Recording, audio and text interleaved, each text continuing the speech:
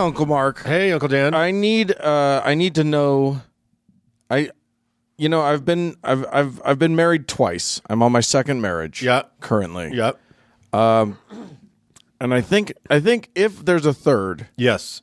I want it to be a big affair. Heaven forfend. Right. But should the need arise, Yeah, I want to go big. when your wife's life insurance matures, Finally, yeah. When and heaven forbid something were to happen the next day. obviously nothing's going to happen, but when it does, yes. I want to go big. I want it to be huge. I got the people for you. Do ya? I got the people for you. All right, clue me in. And we're gonna meet some really cool people today. And before we get to their very, very particular method of marrying, I want to talk a little about them because they haven't done that visibly in quite a while. But Sure. they did have a more high profile moment just recently Oh yeah. that I want to start with. So and let me paint a picture for you. Please do. You remember after that mass shooting at that high school? The one. Okay, I'll be more specific. The one in Florida. Oh. Okay, I'll be more specific. Okay. The Stoneman Douglas school shooting that gave us a lot of dead kids, but also gave us David Hogg and Emma Gonzalez, who are currently kicking around the NRAs like it's a screamy soccer ball. Cute little activists. Yeah, cute little kids doing good out in the world. That shooting. Sure.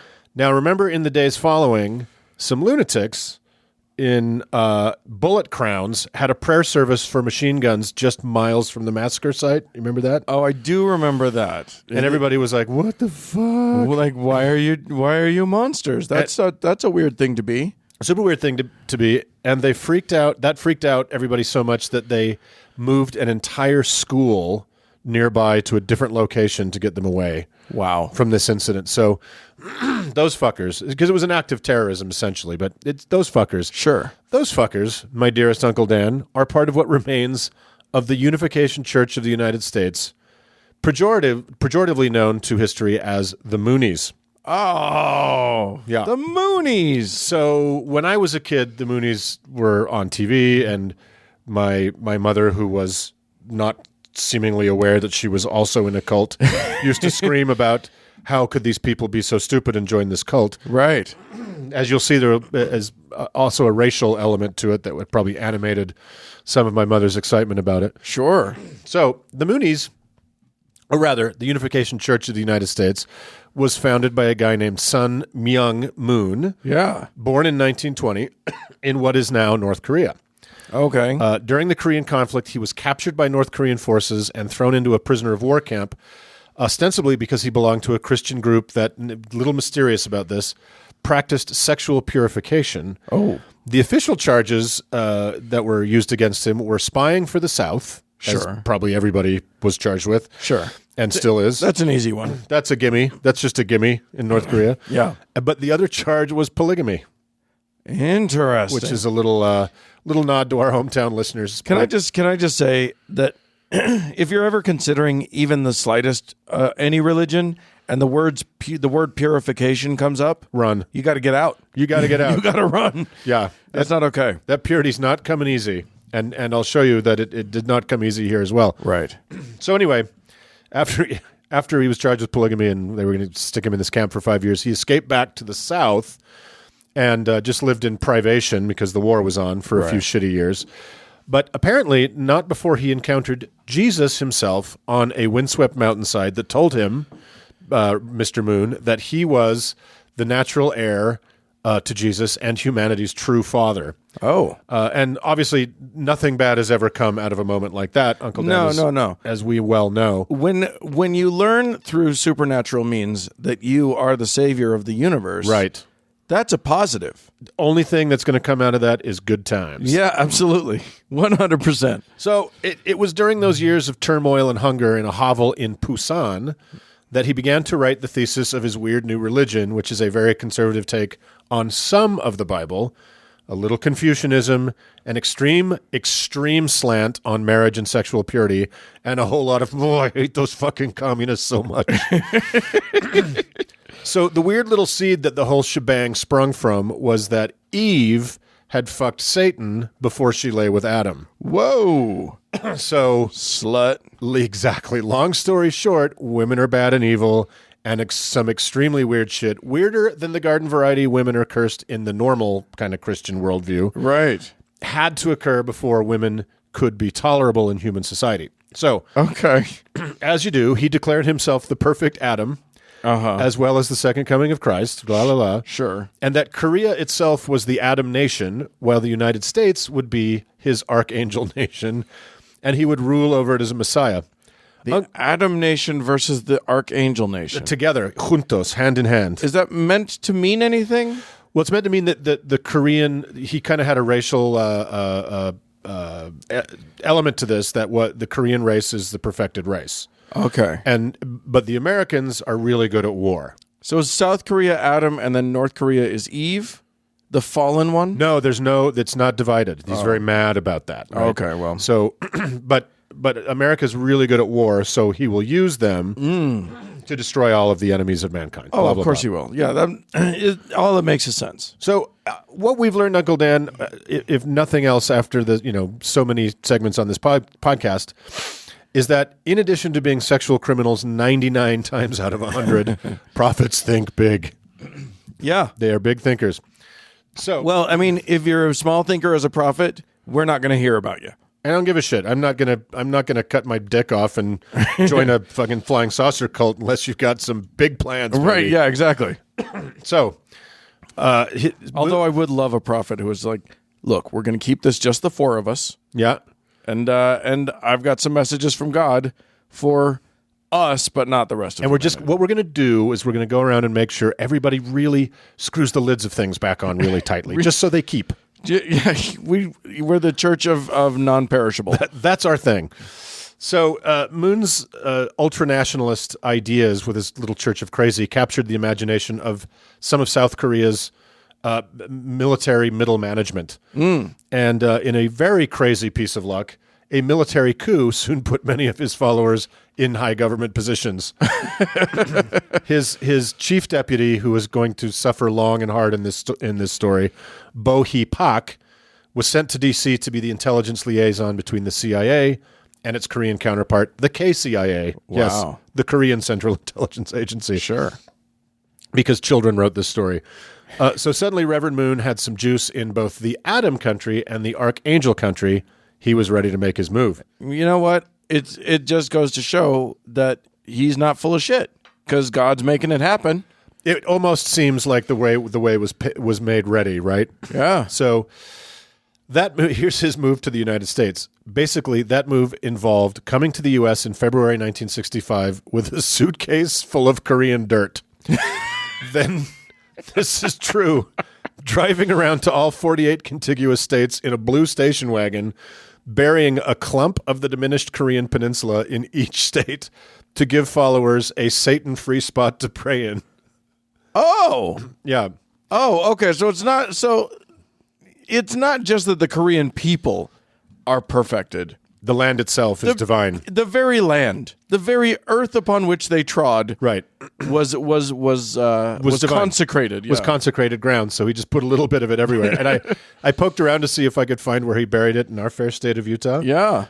I couldn't find anything. So What? if anybody knows, I'd love to. I'm furious. Or if you know where it is in your lower 48 state, send a picture. Yeah. Send a picture of the Satan free spot. Tweet it at us or put it on the Facebook or whatever. Yeah.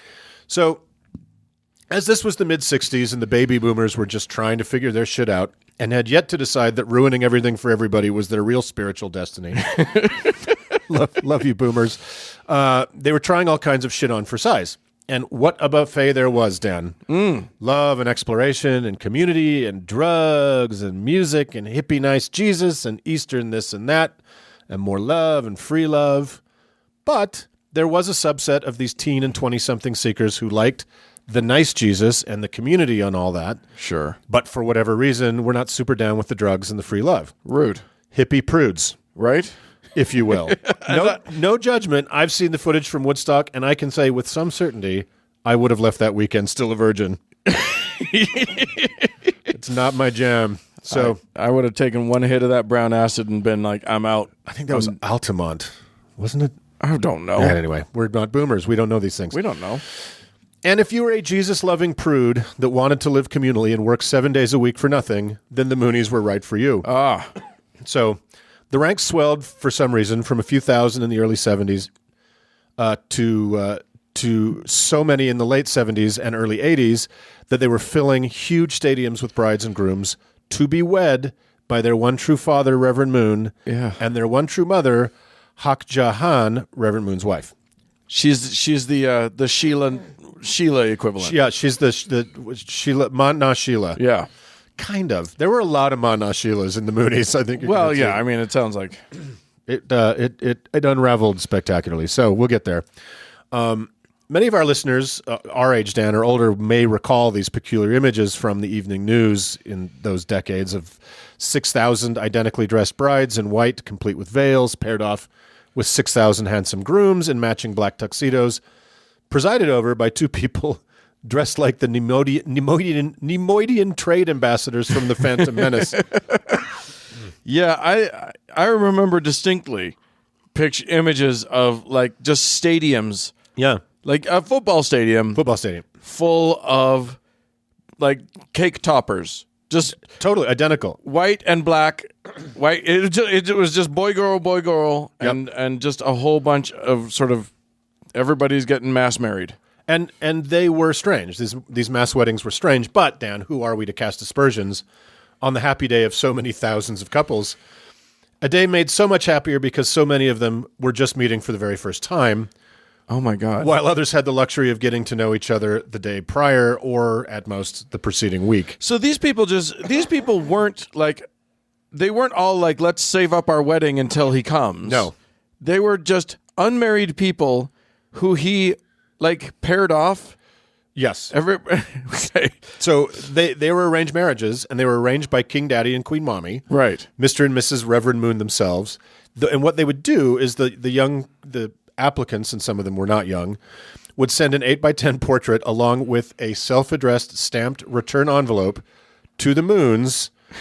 In time, they would be invited to the stadium to meet their forever spouse. Wow. Very commonly, it was a union between one non-English speaking Korean and one non-Korean speaking English speaker. Wow. But that's what the rest of your life is for, is to figure that shit out. Sure, right? absolutely. And oftentimes they were also divided by as many as 3 or 4 decades in age. Wow. And you literally didn't know who you were paired up with. I mean, it's probably excuse me. Goodness. It's probably they just randomly paired people together. Well, they got a bunch of applications. They were like boy, girl, together. Boy, girl, together. In the same way that a young Mormon's mission call is divinely inspired. Right.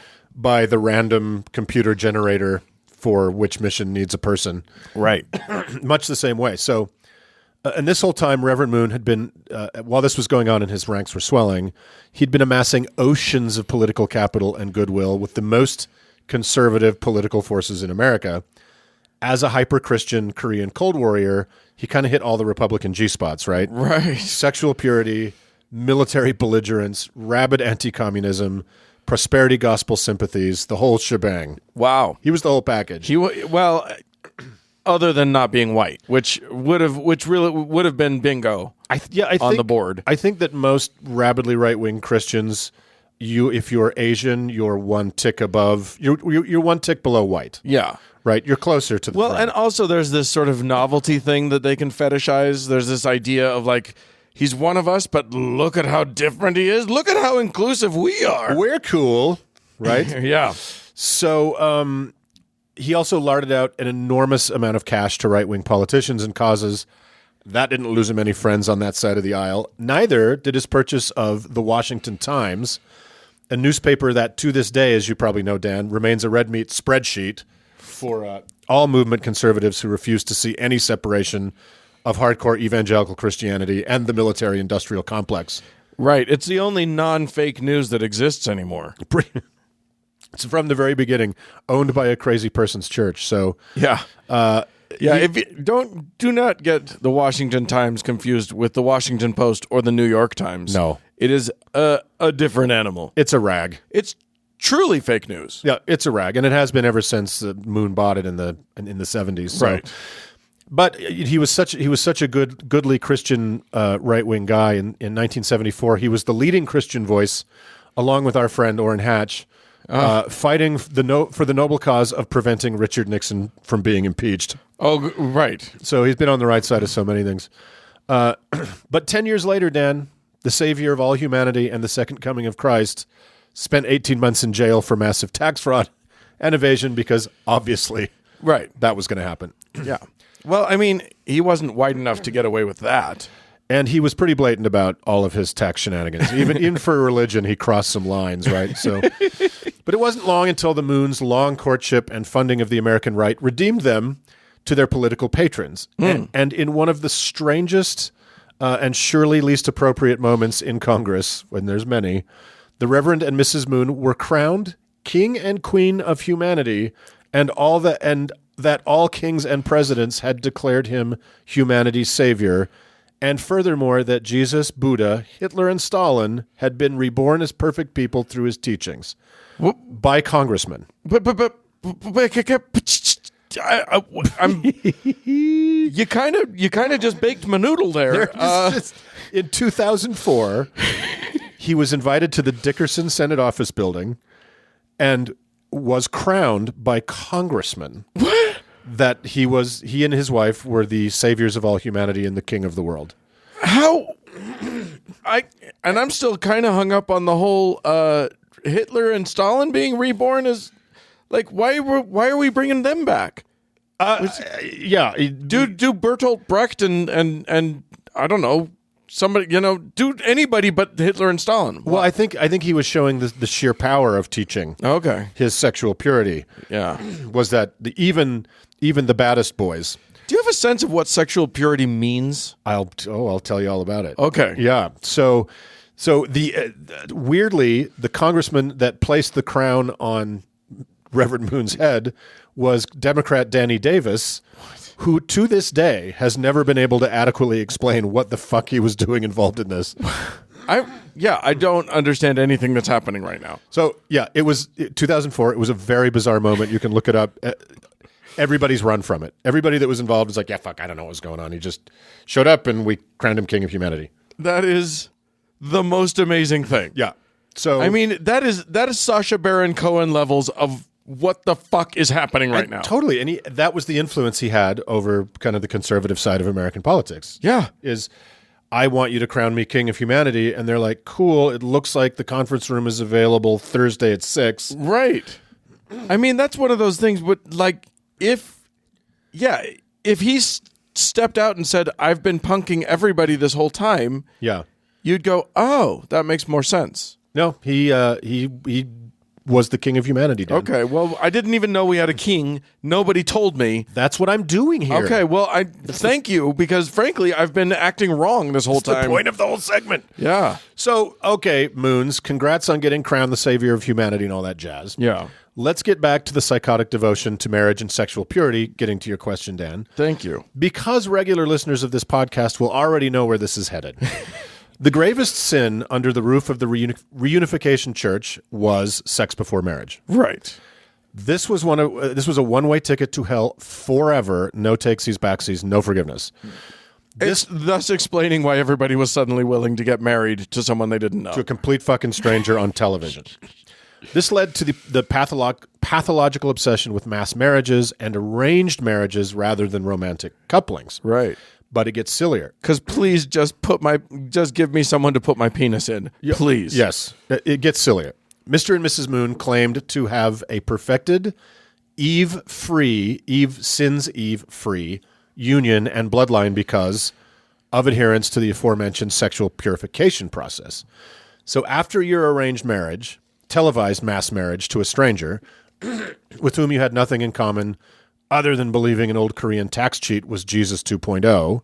Right. Here's how you get the Eve and Satan stink out of your sinful woman. Okay. I'm looking forward to this. Is this stuff that I can use at home? I'm still the people fall for this shit is just incredible to me. But okay, first, totally abstain from consummating the marriage for 3 months to prove you are not a lustful scumbag. Okay. That's fair. Then when that's over, because you total fucking stranger, you got to know their name first. Right. Then when that's over, you begin a 3-day, highly detailed sex odyssey that begins with the couple ritually beating each other with bats. Oh. Yep. And then you are run through a series of sexual positions, all this in front of your framed portrait of Reverend Moon, and ending in the missionary position, the woman bowing symbolically before the man to restore the lost ideal of goodness. Well, yeah. So far I'm on board. Yeah. So while Mr. and Mrs. Moon were busily shuffling glossy 8x10s around on the boardroom table to randomly choose pairs of lives to ruin, their perfected purity had sired 13 perfected children. But all was not well in the house of Moon, Uncle Dan. Oh, no. As you will see. So, as it turns out, they were busy being super trillionaires, so Moon and his wife really didn't give much of a shit about their kids, so they left raising them to some plebeian serfs in the church. Sure.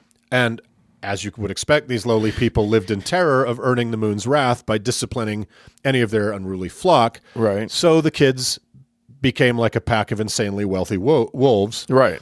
One son tragically died in a road accident at 17, and his father had a problem because as an unmarried man, he could not go to heaven. So he solved the problem by forcing his friend's teenage daughter to marry a portrait of the late boy that she carried down the aisle very unhappily. Can I just say I'm very glad that he didn't force her to marry the corpse of the body of the son, because that's where I thought you were going. Something tells me he probably thought about it. Yeah. Something tells me he thought about it. But his older son became something of a cocaine hoover who also fancied guns. He dragged one of the sisters into the habit, and they were just fucking holy terrors to the people with the unlucky task of trying to feed them and generally keep them alive. Wow. Moon's lieutenant was charged with trying to bring the older coke fiend to heel, but again was terrified to touch him, so he would beat his own quiet son whenever Moon's kid got out of line in hopes that would convince him to slow his roll. So, oh my God. And it did not. No.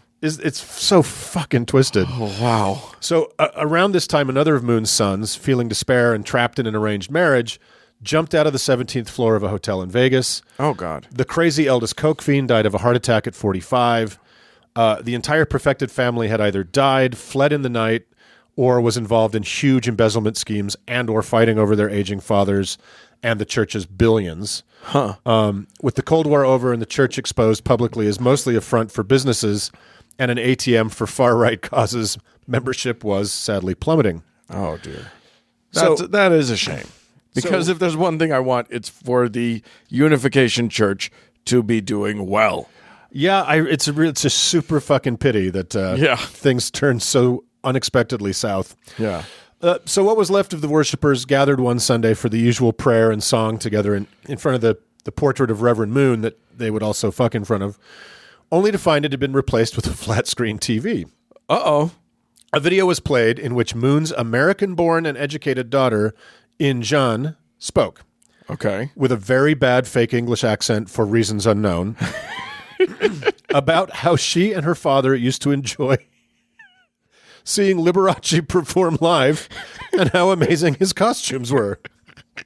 Followers were baffled by this odd development that became the weekly meetings. Basically, the fix was in. The fight for the remaining assets between his wife and what was left of his children spiraled down from there.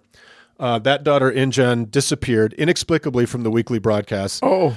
And the world was only to find out later this purified child had gotten in the family way with a guy in a rock band to whom she was very much not married. Oh. While she was still married to her arranged husband. No, not the dead kid with the portrait, another guy. Okay. Which brings us full circle to the Sun Myung Moons being arrested for polygamy back in North Korea. It seems the high priest of militant right-wing sexual purity had some issues with just that in the past. He was bad at math. That's all it was. Yeah, it's just miraculous what shitbags manage to end up with billions of dollars because they cook some crazy scheme up. Like, how did this thread all the needles? It's like what we talk about with Mormonism. Yeah. There were a ton of other ideas that didn't survive from the same place in the same time. Yeah. That didn't survive. How?